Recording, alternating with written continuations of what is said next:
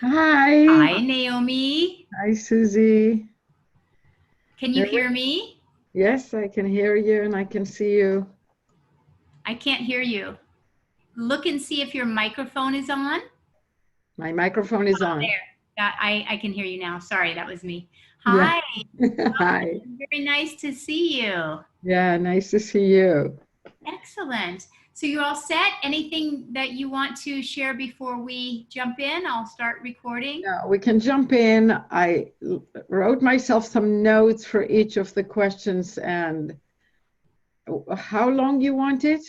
I'm thinking 30 minutes max. I don't think their attention span will wane. So, and I'm very relaxed about it. If we don't get to all the questions, that's perfectly fine. I want you to just be very relaxed and comfortable. Yeah, I'm if we don't so get to grateful every. for whatever you're offering.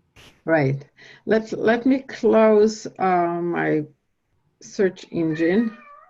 Oh. Oh, I closed the search engine so there is less, so the quality is the best it can be.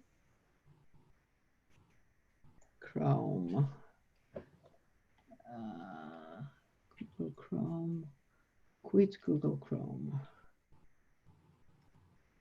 Pooh, go to sleep, it'll be the simplest. You were asleep, or you got excited, you heard somebody else's voice. I think that would be phenomenal if we hear especially with everyone being self-quarantined right now, to hear that would probably make a lot of people feel very comfortable. You never know if my dog might wander in. Yeah, no, I'm all for authentic. I just don't want him to go in and Yeah, out and in and out because then I have to get up and open right, the door. right, right. Well, just know I can always edit, so whatever you need. Yeah, yeah. I'm also not very official kind of person. I do things easily. That's good. Okay, let me also close my mail program so it doesn't beep. Yeah, what do you want? Attention. I know. You want to be held? You want to say hello? No. Hold a minute. Let me go back and see if he wants food.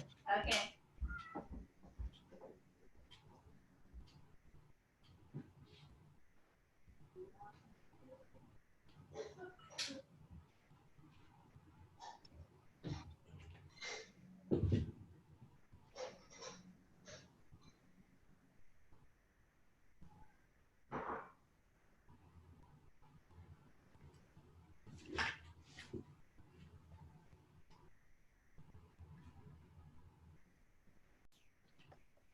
Hi, everyone. I'm so honored actually to have with us Naomi Aldort, who is the author of a book that is near and dear to my heart.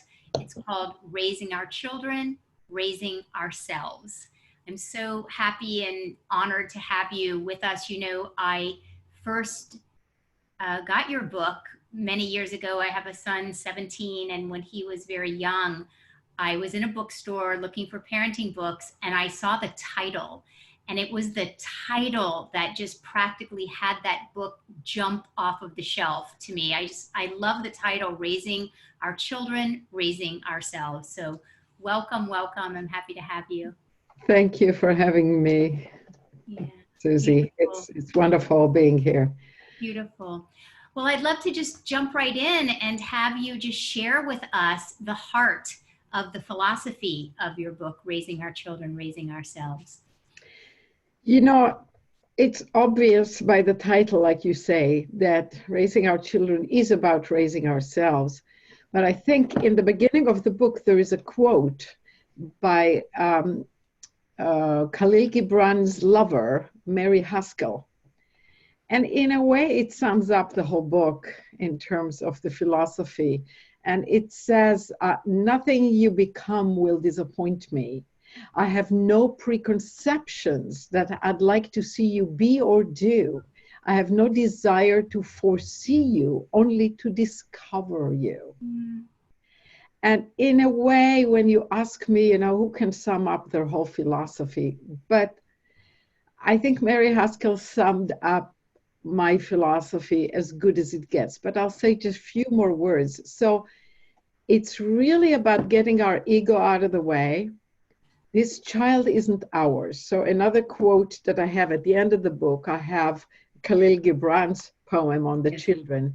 Your children are not your children. They are sons and daughters of life longing for itself. And that is the bottom line of being curious about who this is. Who is this being that came into my life, and not owning it? You're not the boss. You're not to turn them into something. You respect creation. You nurture, you water the flower so it'll bloom, not if it'll bloom. It's one of the quotes in my book. There's the cat talking. And nurture who the child is not shaping and deciding who they should be, what they should learn, what they will achieve. And you do it through respecting creation and connecting with who the child is, so that the child can dance in the rain, but dance who he or she is, their own dance, not what you think. So there is so much power in that, because it allows us to grow ourselves, and that's the best gift we can give to children.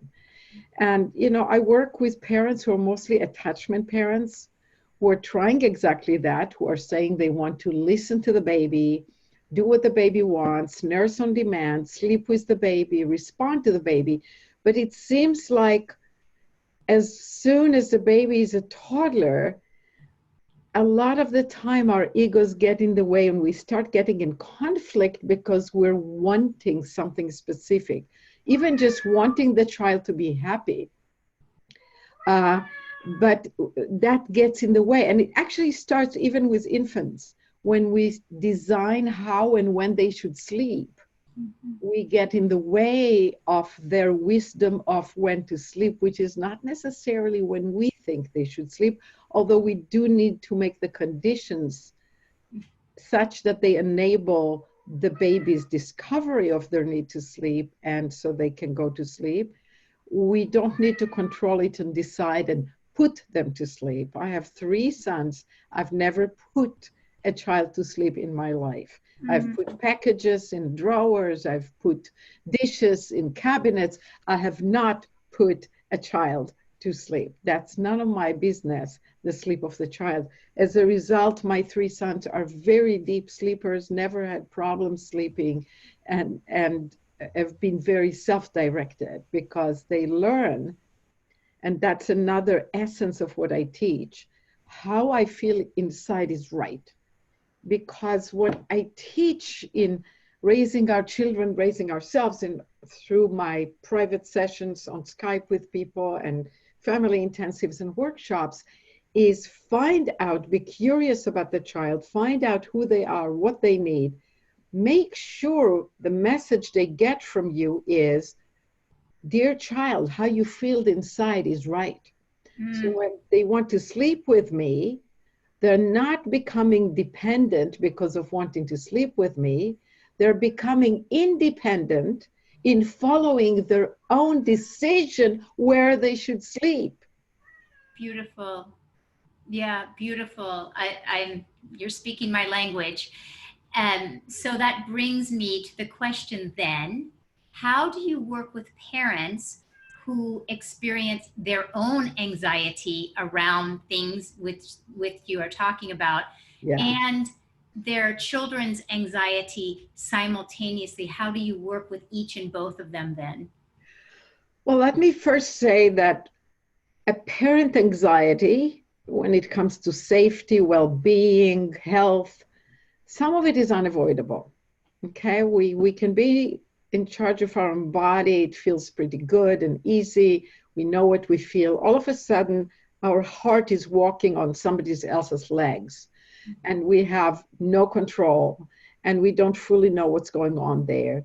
And the world looks dangerous, the influences, when they're teenagers, the drugs, when they're babies, what's going on inside, are they healthy?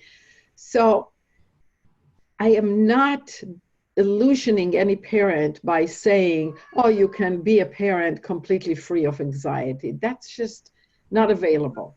But there is another part of anxiety that has to do with what I said about my philosophy, that has to do with being fixated on shaping the child and wanting the child to look a certain way.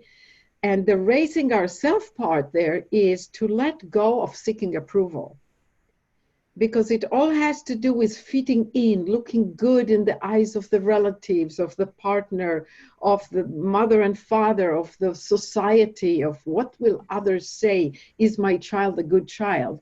And when we seek approval, we're insecure and anxious, guaranteed. So now we're going around, oh, what would mother-in-law say? Should I do this? Should I do that? What would my friend say? Is that the right thing? And we're not actually aware of the child and being present to the child and what's going on for them, because the answer is in the child. The answer is in noticing who this person is, in that curiosity. We're also, as far as the child anxiety, we're training the child to be anxious, starting at babyhood in this society, by training them to want all the time, like have now, be happy all the time, you know, don't cry, here, we'll fix it, oh, this broke, here, I'll give you another one, I'll fix it. And we give them constantly the message that they cannot handle life that isn't going their way. Mm-hmm. Here's the source. Oh, and what is your kitty's name with those beautiful eyes? He's Pooh from Winnie the Pooh. Hi, Pooh. And he used to have a piglet, but he doesn't. Oh, hello, Pooh. Anymore. Beautiful eyes. Yeah, he's a beautiful. Oh, so beautiful. Look, he's so happy with you. Yeah, he wants to sit here, wants attention, or he maybe want to go out. No anxiety there. No, but he does want to go out, so I'm gonna get up and let him out. No problem. Come on, Pooh.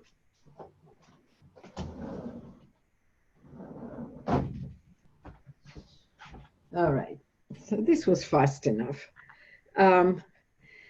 So anxiety on others, on our side, is seeking approval. Anxiety on the child's side is teaching them to want things and also to seek approval, and also teaching the child that love is conditional. So when we start praising, good job, wonderful, now the child becomes anxious. When I do it again, will I do it as good? That daddy will jump and say, good job again. Will I elicit that same result? I'm supposed to get this, all this praise, all these kudos. So when the love is conditional, and we may not think that's love, that's just evaluation, but evaluation is for the child connected to being loved, being worthy. And we don't want to evaluate or to praise. So that's one of the things that I teach. And I teach how instead to create connection that encourages rather than an evaluation that discourages or that creates dependency on approval, i.e. anxiety.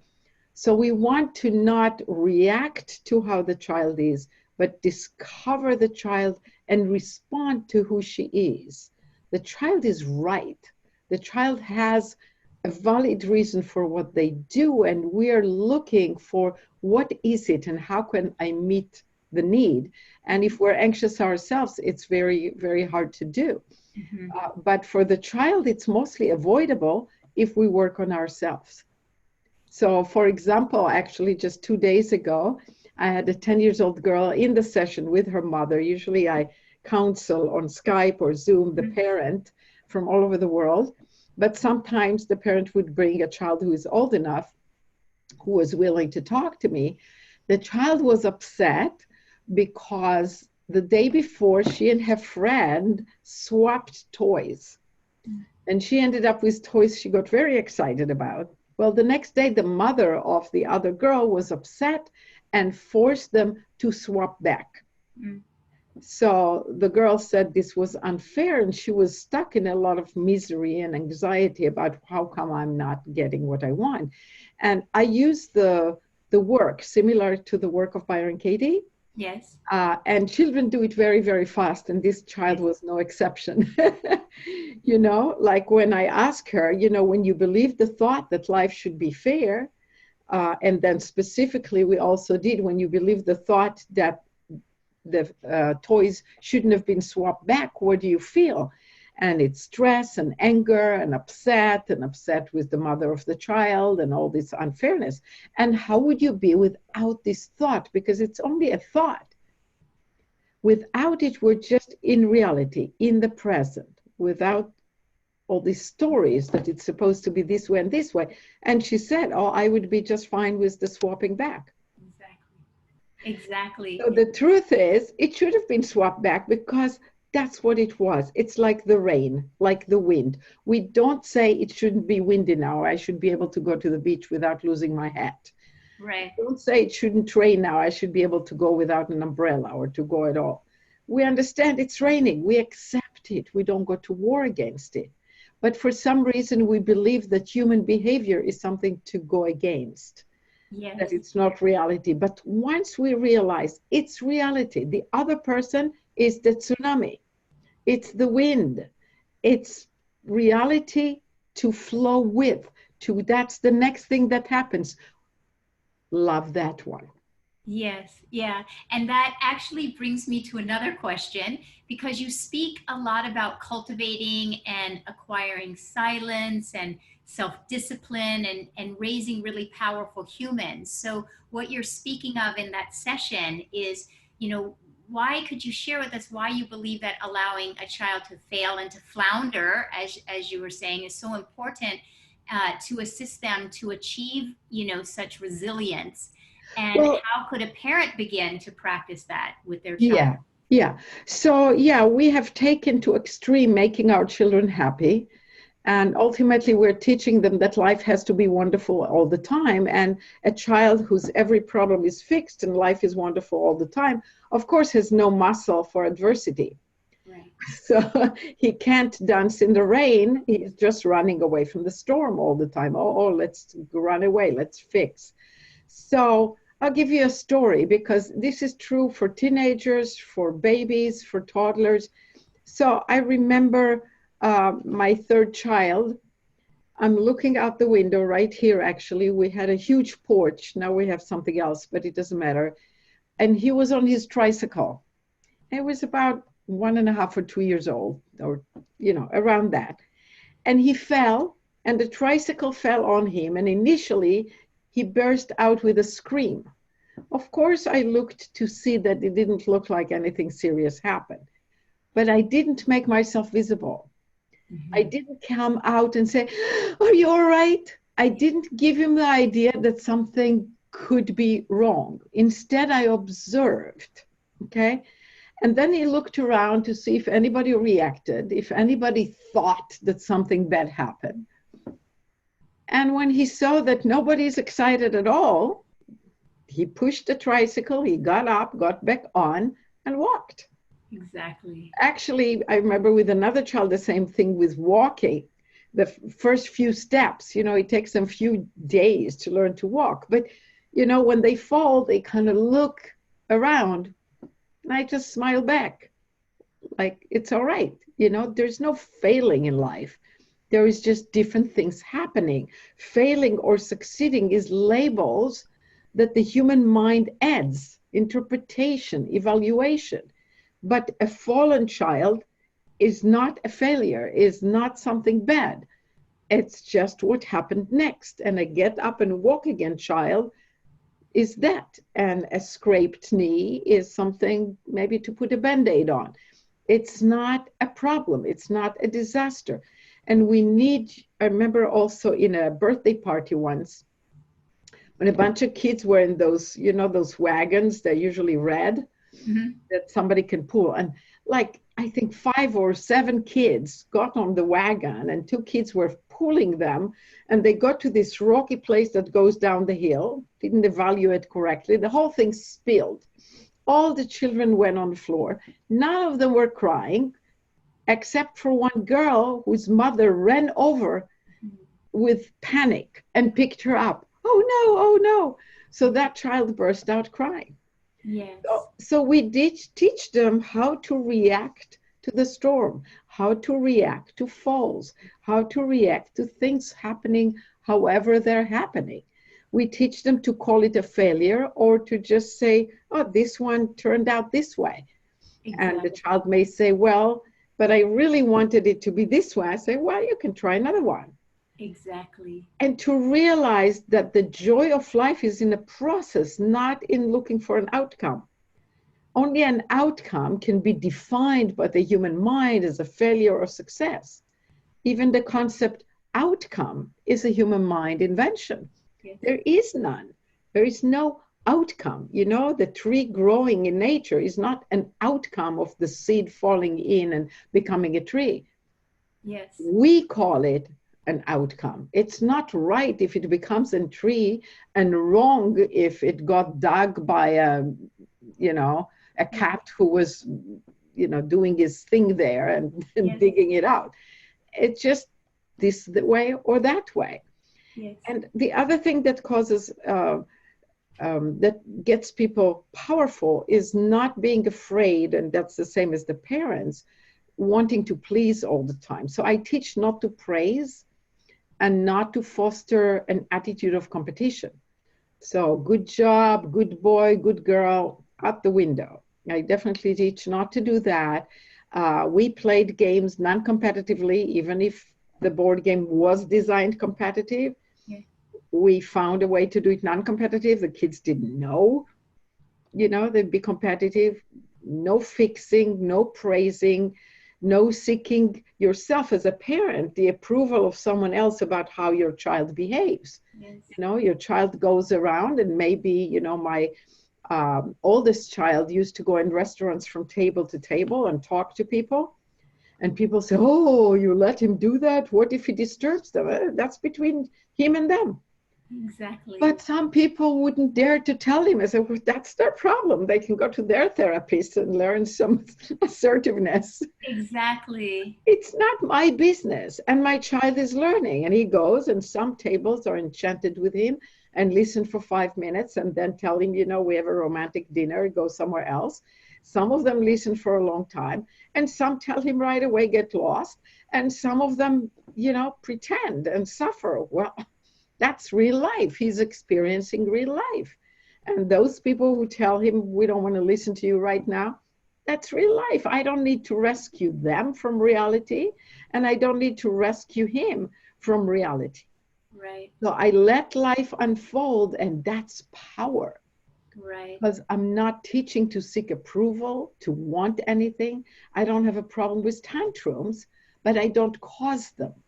Some people confuse not having tantrums with causing them. Also, I can tell my child, absolutely not, here, give this back to me. And the child bursts out crying. I say, well, could you let him have it? I mean, start with generosity. I'm not saying to go and torment the kids so they can experience failure or experience a tantrum. But if they fell or another child was first on the swing and they're throwing themselves on the ground and say, oh, I just went to the bathroom and now the swing is taken.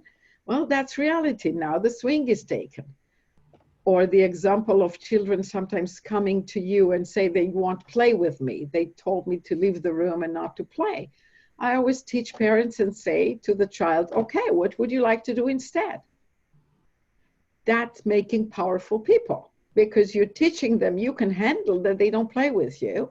I'm not going back inside and telling them to include everybody and all this beautiful lecture. I'm not fixing your situation. I'm showing you, yeah, I got it. So nobody's playing with you. Would you like me to read you a book? Yes. Would you like to help me in the kitchen? I'm making lunch for everybody. And if they already have an emotion because we taught them for everything to go their way, then I validate the feeling. I would say kindly, would you like to tell me more? You really wanted to play with them and they don't want to play with you. Would you like to tell me the whole story? Would you like to tell me how you feel? And I listen, but I don't evaluate, I don't moralize, and I don't take away the sting. It's like, yeah, that can hurt. You really wanted to play with them and you're disappointed. Yes. And when they do that, they get over it. And when they get over it, usually you don't even have to say, what would you like to do instead? Because then they say, well, can I do this with you? Or would you call my mother, let's say it's a friend visiting, and have her pick me up because now I'm bored? And yeah, absolutely. You Exactly. can do that. Exactly. And I think in where we're finding ourselves in this particular time in history, you know, I think what you're saying, because our children are so looking to us to see how are we responding. So Yeah. they're always looking at us. So I think what I'm hearing you say is that it does start with our own parental inner work so that we can become more comfortable allowing life to happen both to us and to our children so they feel that from us, you know. And that we become worthy of imitating because we are being imitated. And if we are falling apart when we don't get approval, that's going to be imitated. Exactly correct, which is why I bought your book, because I knew intuitively this young being was going to be looking to me, just to a sentient being, to feel where am I at, not necessarily what I'm saying, but to feel me. And Yes. so what you're saying, exactly, to be worthy of being imitated is beautiful. Yes. And to not drown with the child's emotion, Right, but to be the rock that they can lean on and they can right, see themselves in you as I right. can handle life the way it Right. goes. I can handle life the way it goes, therefore you can handle life the way it goes, you Yeah. know. And that brings me to another question. I love this part of your work where you talk about, you know, creating your home environment so that your child is not fearing you, but wants to be in cooperation. And I'm just wondering if you could elaborate and share a little bit about that. Well, kind of the whole book is about that. Yeah. But let me just remind myself of maybe an example. But it is about leadership. So in the young child, it's about baby proofing, right? It's like so that you don't have to say no. You want to be a leader, but you don't want to be the obstruction of your child's life. Mm. So so that they see life as going in harmony with who they are, then they want to cooperate, they want to be with you. And you set life up so you don't go to a restaurant when a child needs movement. You don't go and ask the child to be quiet because you want to visit with friends. If you have visitors, make sure your child has visitors too, or a babysitter, or some way to be engaged so they're not your babysitter waiting for you to have fun with your guests. So and question your own trigger thoughts that he should be quiet, he should understand that I want to visit with my friends now, she should listen to me, she should go to bed when I say go to bed. All these thoughts are simply not true because they Right. lack the awareness of where is the child and what do they want, Yes. right? Yes. So when we actually are in harmony with reality and we come back to this observing of the child, one of the biggest use of language that is bossy and controlling and creates the illusion of defiance is it's time to. Mm. It's a dirty trick that we learned innocently. Nobody should feel guilty about any of this. But when we don't say, we fool ourselves to think, I'm not saying I'm forcing you to go to bed now. I'm not saying I'm not forcing you to leave the playground now. It's time to go. It's time for dinner. It's time for bed. And I always say, who is this God of it's? You know, it's a lousy excuse to blame it on the fact that we're being bossy. That's So, fabulous. and the example I always give, like what I recommend to do with children, what I did with my own, when a child, you know, for some reason you want to go home, or maybe the big brother or sister want to go home and one child wants to stay. I remember when I did that, when two of the children wanted to go home from a playground, And the 3 years old was just nuts about sliding on and on and on. And I just said to him, your brothers would like to go home. They want to play Monopoly and they're hungry. How many more times do you need to slide? And he felt ownership. It's like, I'm not telling him, I'm not bossing him around. Okay, time to go, 5 more times. I'm asking him, I'm letting him be in charge of life, have compassion toward others and what they want, counting on him to care that his brothers want to go by saying it and taking it for granted. And then he said 10 more times. And after 5, he was already thinking about what he would do with his brothers and watching them playing Monopoly, got excited and said, okay, I had enough. But the thing is that also along the way, I like to teach parents to be aware of other people. Let's guess what this baby is wanting. Let's guess dad's feeling when he comes home. Do you think he's going to be hungry? Or if somebody is upset, do you know why he's upset? Can we guess? Let's ask him. Why is he behaving this way? You know, being aware of other people rather than all the time about oneself. And, you know, the strength is also allowing children to feel cold. You know, it's healthier to be a little cold. You know, today we're just dressing children because we're cold. Yeah. We're not noticing the child. Let them go barefoot in the snow, like Dr. Weston Price discovered healthy children in natural societies do all the time. Yes. And some athletes now teach us that that's Yes. the way they get themselves healthy. Exactly. Like this Dutch man, Wim Hof, his name, I think. Yes.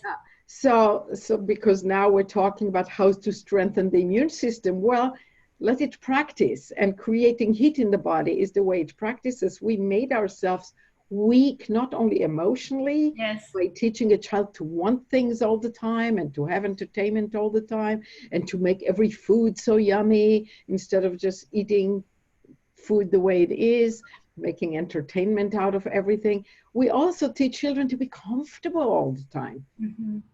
You know, the temperature in the house is between 70 and 71. I mean, like we have no ability like other animals or like we used to have to be able to play in the hot, in the sun when it's hot and in the snow without having to put layers and layers and layers. They can do it. A lot of children go out without a coat and you see the mother running after them and putting a coat on them and they don't even want it.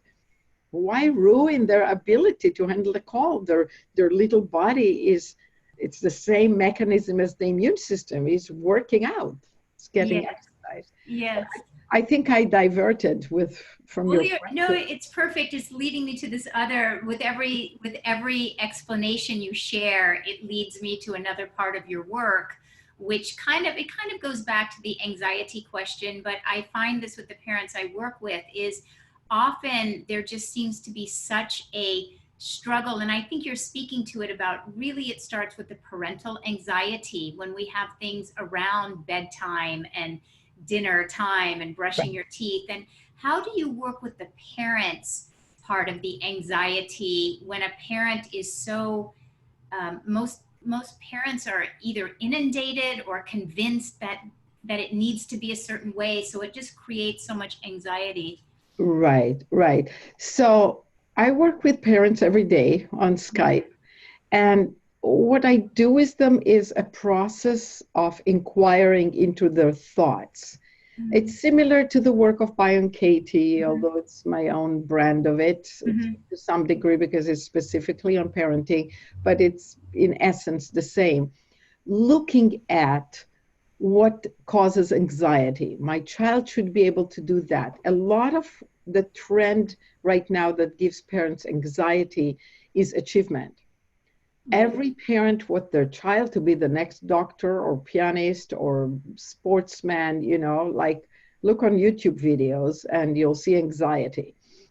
I mean, it's like all these super kids doing super things. And I go like, oh my God, who is behind this kid and what kind of anxiety behind it? So I like to stress, and it comes back to what we spoke about originally, to be observing the child and responding to who they are without an agenda, without pushing them to succeed and to achieve through praise and prices or any of that stuff.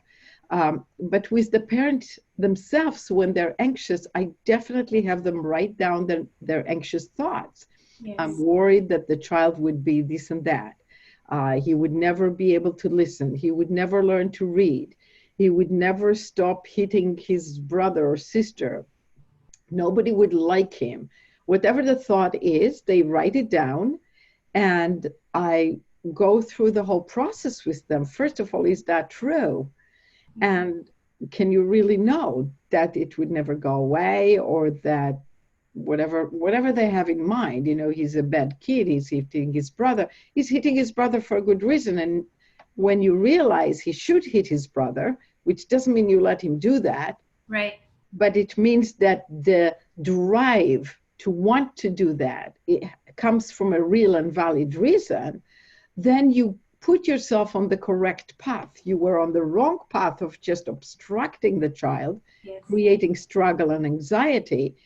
And you can still stop them from hitting, but with no anger, with total compassion.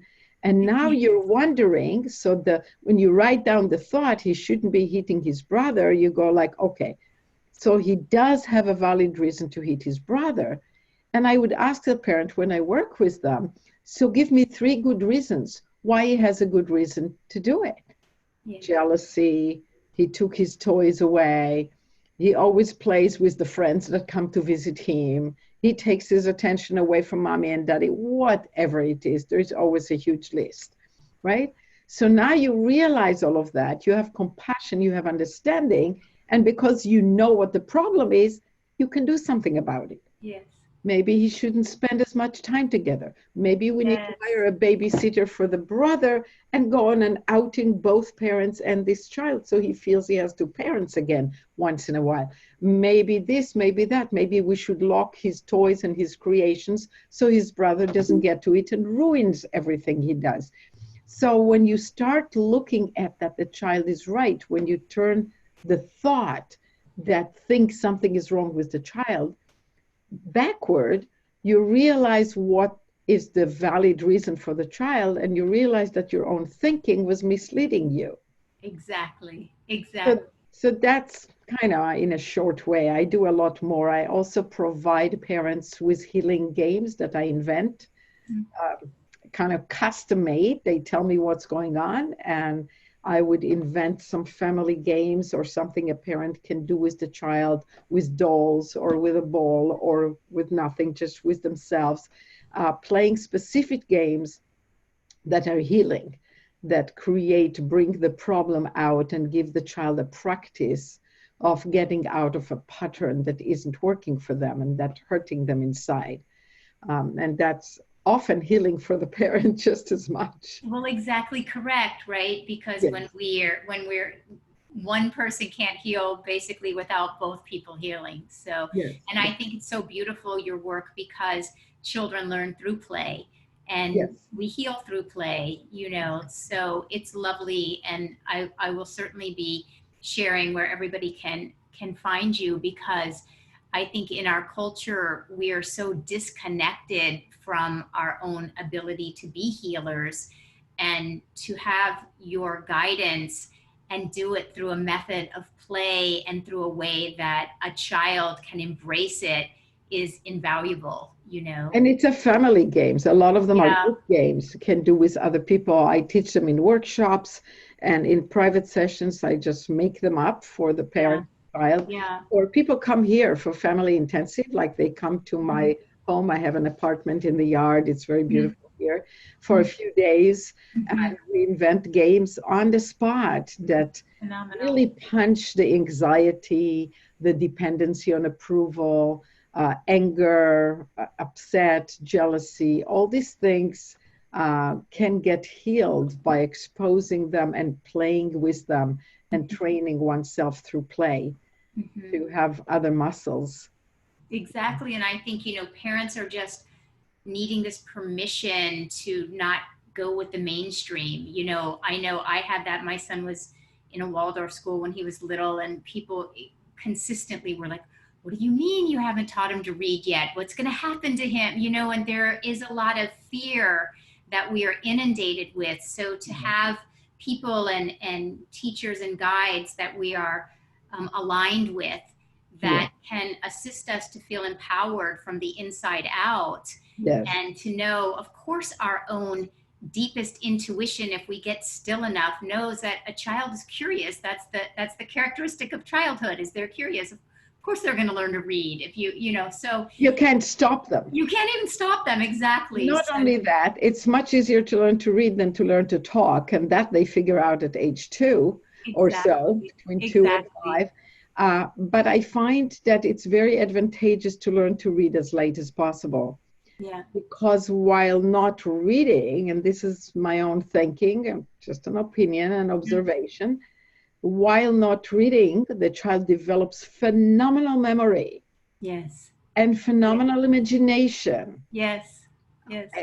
That's why you read them books and they know them by heart. Exactly correct. And they're not dependent on the visuals, so other senses stay just as sharp. And children have all kinds of senses. We're not quite sure what they are. Yes. They seem to be connected in ways that we lose as we get older. And the later we get them into this conceptual tool of reading, I think the better. I mean, my children didn't go to school and taught themselves to read, each in their own method. Yes. And they invented the method, which is more important than the reading itself. Yes. Not only they felt empowered, but the brain learned to figure out, what are the symbols meaning, and to invent a way to figure it out. Yes. And to master it, which is a lot better than having some method that teaches it to you on a certain age. And of course, they learned in a time that was fitting their eye development, perceptual development, concepts of right and left development. There's so many things, then people label them dyslexic. They're not dyslexic. Yeah. They're normal. Every child doesn't see a difference between something facing this way and this way. Mommy facing left or right is still mommy. A dog facing left or right is still a dog. A chair facing this way or that way is still a chair. Why would a symbol of a certain shape become something else when it faces the other way? It makes no sense. So for a child to come to a place understanding symbols and drawing, the brain of each child gets there in a different time. It has to coordinate with everything else. And if we force it at a time that it doesn't have it, then we say, oh, the child is dyslexic. They don't see, they don't understand, they confuse the sides. No, they don't confuse the sides. They don't go through the wall when they see a door here. They see where the tail of the dog is and where the head is. They don't think the face is here.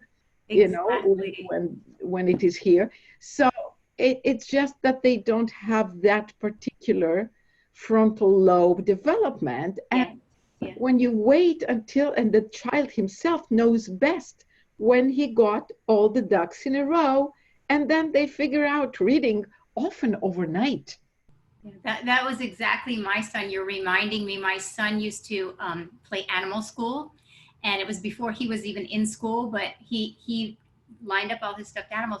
And before he learned to read, he created his own language. Yes. And you're just reminding me of it. It was very, very intricate with these different symbols. And he would draw the different symbols and he would tell me exactly. So he created it, and then he somehow in his own way morphed into these symbols, But he had a whole language that was his, and he completely understood this language, Exactly. And I haven't thought about that in so many years. Yeah, and they invent math, and they invent ways to solve problems and numbers. Yeah, exactly. And then they understand it so much better. One of my sons at age 7 or so, he loved numbers, and he would add giant numbers like millions, but he would add them from left to right. He wrote them one under the other and added the digits from left to right. And I didn't know how he could do it, because what about the extras, right? And in school, you just learn automatically to do it from right to left, to take the Right. extras and move them around. And you Right. never fully understand it until maybe you're an adult, and a lot of adults don't understand it. Right. So I didn't correct him. I just asked him to explain to me how come he got it right. What did he do with the extras? Yeah. And he gave me a whole lecture, which he understood it better than me. That's phenomenal. Because he just, Because it came from the inside out of him. yeah, he Yes. found a way. He said, I know there's this extras, but at about this and this I can see. And he had some method to figure it out because he never made a mistake. That's phenomenal. That's exquisite. Well, I could stay here and talk to you all day. I would just end with I'm so grateful. I just end with this one question that you're pretty much leading into, which is, I know in your philosophy, you really believe that innately within each child, they're capable of their own autonomy, of their own happiness, so just to maybe share in closing with everyone, elaborating on that would be a great place to complete. When you look at a toddler, they're happy to be here. They're enlightened, but they're not, because they're not conscious of themselves, right? Yeah.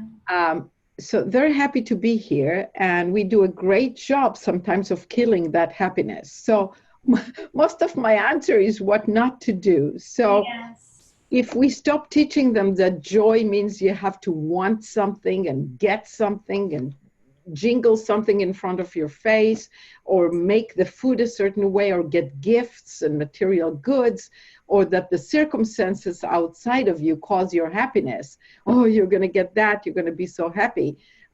Or you model that, or you teach them to seek approval. Let's see if grandma likes what you're doing. Sing her that song. Wow, wonderful. Now you're teaching them to get away from this unconditional, innate happiness. You teach them to want things, to depend on getting something all the time, being entertained all the time, seeking approval and seeking stimulation and gratification and comfort. So when they express their exuberance, which often parents stop that exuberance, the child jumps up and down and jumps on the couch. Don't go on the couch. Don't touch this. Don't touch this. So that ties together to the other question you ask of making the circumstances that allows them freedom. I'm not saying to let them dance on the table or on grandma's couch. I think children who are generally free are totally responsive and cooperative with boundaries. And I found that in my children and in a lot of children who raise their children this way are actually the best behaving children. So when people say, oh, then the children will go and do all these things, no, they don't. Because when they experience you on their side, opening the doors for them, but also leading with clarity, we're going to a concert, we have to sit silently here. So if you need something, you give me a sign language. And I did that with my children who went to classical music concerts from age 3. Say, we go to a concert that you are familiar with. We sit on the aisle. When you just can't stand it anymore, you peed before you ate, everything perfect. You want to leave, you give me a signal. As soon as clapping hands, we sneak out. You know what your power is, you know the rule of the game. So actually, and I got compliments for my children every single time going to restaurants. It's like a joke. It's like, okay, somebody's going to come to the table and say, oh my goodness, your children behave so well. What do you do? I say, it's what I don't do. I'm not telling them how to behave. I just made sure they played in the playground for 3 hours before coming here, and that we came to a restaurant that has a playground to play while the food is being prepared, and that they want to be here and they're hungry and they chose food and it's healthy food, whatever. So the situations are flowing with the river, not being their oppressor, and not teaching them that they must have what they want all the time on the one hand, and yet flowing with life as much as possible. Letting them fall off the tricycle, not praising them, not manipulating them, letting them have autonomy, but also teaching them to be considerate of others by leading the way. No, we can't go to grandma now, she's asleep. or we need to be quiet. My children would play for hours and let me take a nap, Mhm. from a certain age on. But whoever was the youngest, by age 2, they could sit next to me on the floor with some pieces of apple and some blocks and puzzles, and I could give a session or do an interview like this. Mhm. And they wouldn't pip unless they have to go to the bathroom, in which case I would interrupt and help them. But they would sit for a full hour, never interrupting. They Yes. understood that the other person exists, which sometimes, and that's a whole other subject for another interview, Mhm. how we make our children have power over us instead of Right. over themselves. Yes. So I'm talking about autonomy, not about power over people, because with true leadership, your children learn how life is conducted and they behave well because they want to, of their own free will, because they have a partner, you. Yes. You're not the oppressor. You're going with them on the path. This is what we do here in order to flow. Yes, because there's something innately that feels so good about being part of something, you know. Yes. And so when the parent is in the flow, and I think that's what it is for the parent to find the flow. And when Well, they to find see this the child, yes. through all of the different things that you said, for instance, going out to eat, making sure that your child has played for 3 hours in the park or played before they come, they're hungry, you're going to a place that they're going to, all of those things, But when you create that flow. yes, but Susie, let me just point out, because I don't want parents to listen to it and start feeling guilty. Right. This, to be able to do that, like I can hear the voices, but I can't do that. I go unconscious. I don't notice. I get angry. That's all part of work on yourself. That's why I give sessions. That's why there are books and seminars and web classes that I do, or I come and do workshops in different communities or via the internet, as long as we have viruses around that we're freaking out about.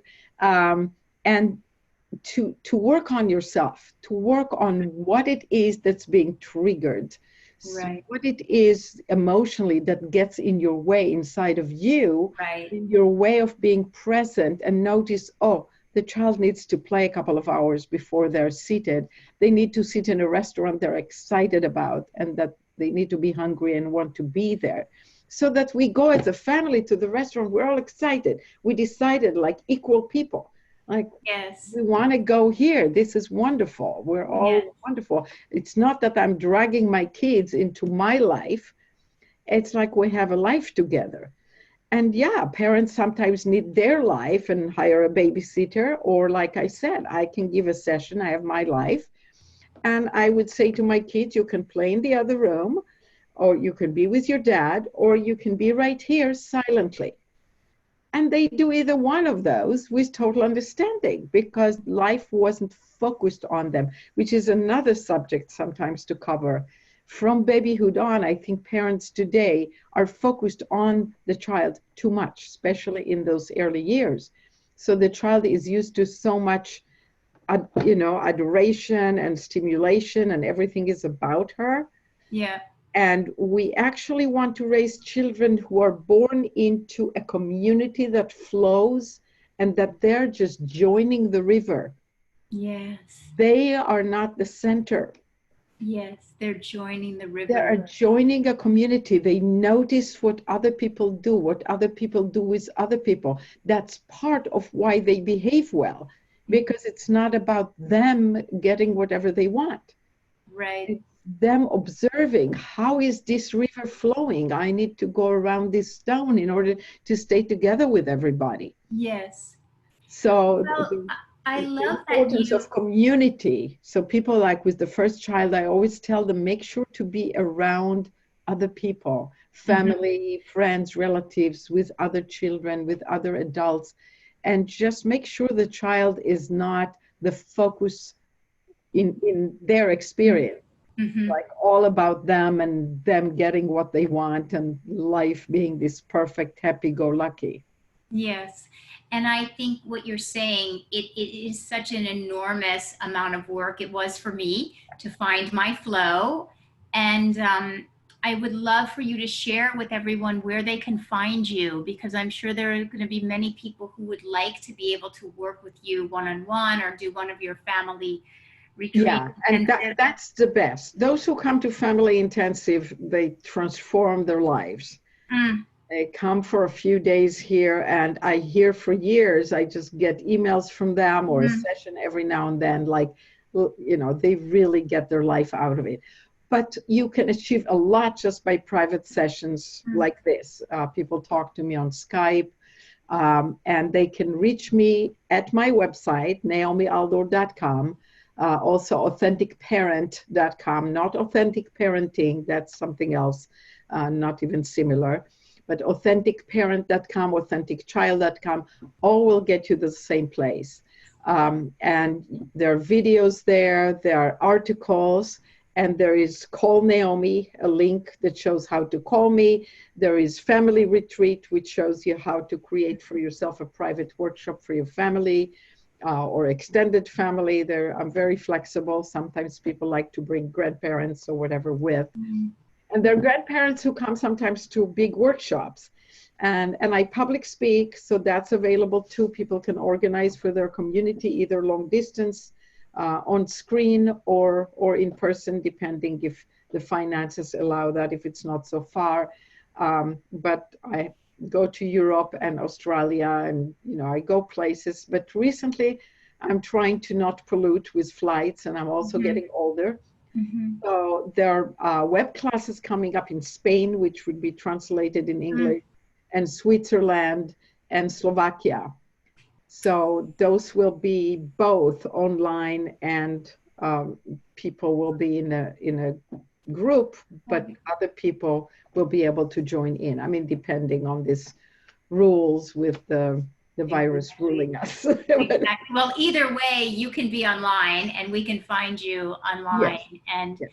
I will obviously have all of your information, so don't worry if you didn't hear it. Everything will be printed right below this, so everyone can find you really, really easily. Right. But you are a wealth, just a wealth of not only information and wisdom, but really that richness that you can just feel the possibility of a deeper connection with, you know, parent child, and that's what we're all looking for. So thank you so very, very much. I'm very grateful and appreciative of your time. Thank you, Suzi. I appreciate right. you doing this. Yep. So until next time. Yes. Excellent. Thank you, everyone.